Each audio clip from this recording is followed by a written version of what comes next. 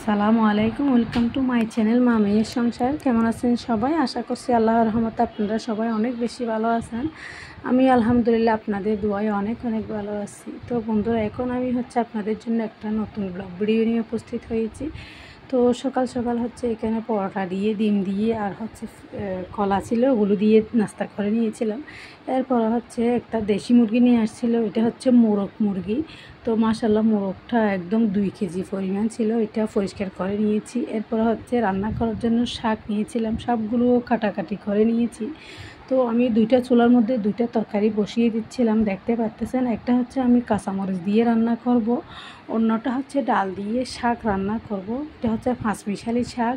তো পাঁচমিশালি শাক ডাল দিয়ে রান্না করলে অনেক বেশি মজা হয়। বন্ধুরা, আমার ভিডিওটা আপনারা শেষ পর্যন্ত দেখতে থাকেন, ইনশাআল্লাহ অনেক বেশি ভালো লাগবে। তো দেখতে দেখতে যদি ভিডিও কোনো অংশে আপনাদের একটু হলেও ভালো লাগে থাকে, বন্ধুরা একটা লাইক দিবেন, সাবস্ক্রাইব করে আমার চ্যানেলের পাশে থাকবেন। কথা বলতে বলতে দেখতে পাচ্ছেন আমি মশলাগুলো ভালো করে কষিয়ে নিচ্ছিলাম। এগুলো কাঁচামরিচ, এগুলো ফ্রিজের মধ্যে ছিল, একদম বরফ ছিল। তো মরিচগুলো আমি একদম টুকরা করে দিয়ে দিয়েছিলাম। তো গরমে গরমে মরিচগুলো একদম গলে গিয়েছিল। তো মশলাও কষানো হয়ে গিয়েছে। এখন আমি মশলাগুলো কষানোর পরে দিয়ে দিয়েছি এগুলো হাড্ডি, চামড়া, এগুলো দিয়ে রান্না করব একটা সবজির তরকারি। এটা কাঁচামরিচ দিয়ে রান্না করতেছিলাম। তো দেখতে পাচ্ছেন সবজির মধ্যে ছিল কাঁকরোল আর পেঁপে। তো আমি আরেকটা তরকারি রান্না করব, ওইটা শুকনা মরিচ দিয়ে রান্না করব। ওইটা শুধু মুরগির মাংসের অংশগুলো। তো আরেকটা যেটা রান্না করতেছি এটার জন্য আমি এখানে পরিমাণ মতো মশলাগুলো বাটি করে নিয়ে নিচ্ছিলাম। এরপর পাতিলের মধ্যে দিয়ে দিব।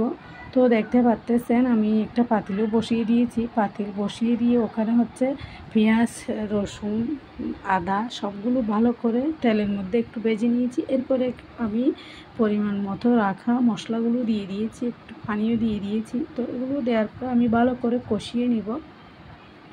এগুলো শুকনো মরিচ দিয়ে রান্না করব, কারণ সবগুলো কাঁচামরিচের তরকারি হয়ে গেলে অনেক বেশি ঝাল লাগবে সবার, এই জন্য একটা কাঁচামরিচ দিয়ে রান্না করতেছি, আর একটা লাল মরিচ দিয়ে রান্না করব। আর সাথে শাক তো থাকবেই।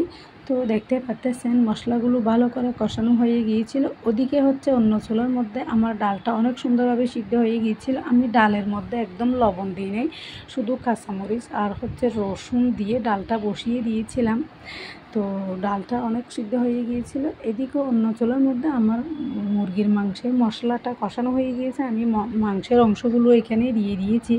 তো দেখতে পাচ্ছেন মাশাআল্লাহ মাংসগুলো খুব সুন্দরভাবে ভালো করে ধুয়ে পরিষ্কার করে এরপরে দিয়ে দিয়েছি। তো আজকে দুপুরে রান্নার মধ্যে হবে মোরগের মাংস আর পাঁচমিশালি শাক ডাল দিয়েই রান্না। তো এরকম সবাই অনেক ভালো লাগবে, সবার কাছে অনেক বেশি ভালো লাগবে। শাক তো ডাল দিয়ে রান্না করলে একদম নরম নরম হয়ে খেতে খুব বেশি ভালো লাগে। তো দেখতে পাচ্ছেন বন্ধুরা, খুব সুন্দরভাবে আমার শাক রান্নাটা হয়ে গিয়েছে। মাশাআল্লাহ কালারটা তো এত সুন্দর লাগছিল আমার কাছে, খেতে মাশাআল্লাহ অনেক বেশি মজা হয়েছিল। তো খাওয়া দাওয়া শেষ করে এরপর বিকালের টাইম হয়ে গিয়েছিল। তো ফ্রিজের মধ্যে জাম্বুরা ছিল, জাম্বুরা বের করে নিয়েছি সবাই মিলে খাওয়ার জন্য। তো জাম্বুরাগুলো মাশাআল্লাহ অনেক মজা ছিল। সাথে আরেকটা নাস্তা রেডি করে নিয়েছিলাম, এটা একটা কেকের মতো করে কেক বানিয়ে নিয়েছি। সবাই মিলে কেক দিয়ে আজকে চাটা খেয়ে নিব। তো সন্ধ্যার সময় একটু বাইরে বের হয়েছিলাম মেয়েদেরকে নিয়ে, তো কিছু কেনাকাটা করবো বলে। দেখতে পাচ্ছেন তো যেতে যেতে আমার মেয়েরা রাস্তার মধ্যে যদি কোনো একটা দোকানের মধ্যে ফুচকা চটপটি দেখে, ওদের তো হয় না না খেয়ে চলে আসবে না, এই জন্য আগেভাগে ওদেরকে চটপটি খাওয়াইয়ে নিয়েছিলাম। একজনকে দিয়েছিলাম চটপটি, অন্যজনকে দিয়েছিলাম ফুচকা। তো ফুচকা আর চটপটি খাওয়া শেষ হয়ে গিয়েছিল। আমি কিন্তু কিছুই খাই না, আমার বাইরের চটপটি ফুচকা একদম ভালো লাগে না, এই জন্য। তো এরপরে চলে গিয়েছিলাম একটা লাইব্রেরির মধ্যে, লাইব্রেরি থেকে একটা ফাইল নিয়ে নিব। এরপরে আর কিছু কেনাকাটা করার থাকলে এগুলো করে এরপরে আমরা বাসায় চলে যাব। তো দেখতে পাচ্ছেন আমরা আজকে যেগুলি টুকিটাকি বাজার করেছি এগুলো করার পরে এরপরে চলে যাইতেছি নার্সারির মধ্যে। নার্সারি থেকে কিছু একটা গাছ নিয়ে নিব। তো অন্যদিন একটা গাছ নিয়েছিলাম, ওটা আমি আপনাদেরকে প্রথম দিন শেয়ার করতে পারি নাই, ভুলে গিয়েছিলাম। এখন গাছটা ফেরত দিয়ে অন্য একটা গাছ নিয়ে নিব। তো দেখতে পাচ্ছেন যেতে যেতে একটু হাঁটাহাঁটি করে যাচ্ছিলাম, এই জন্য রাস্তার ধারে অনেক কিছু দেখা যাচ্ছিলো। বন্ধুরা আপনারা ক্ষমা সুন্দর দৃষ্টিতে দেখবেন, দোয়া করবেন যেন নতুন নতুন করে আপনাদের কাছে ভিডিও উপহার দিতে পারি। কথা বলতে বলতে আমরা নার্সারির মধ্যে এসেই গিয়েছি। আমরা এখানে দেখতেছিলাম কী আমাদের পছন্দ অনুযায়ী গাছ নিতে পারবো।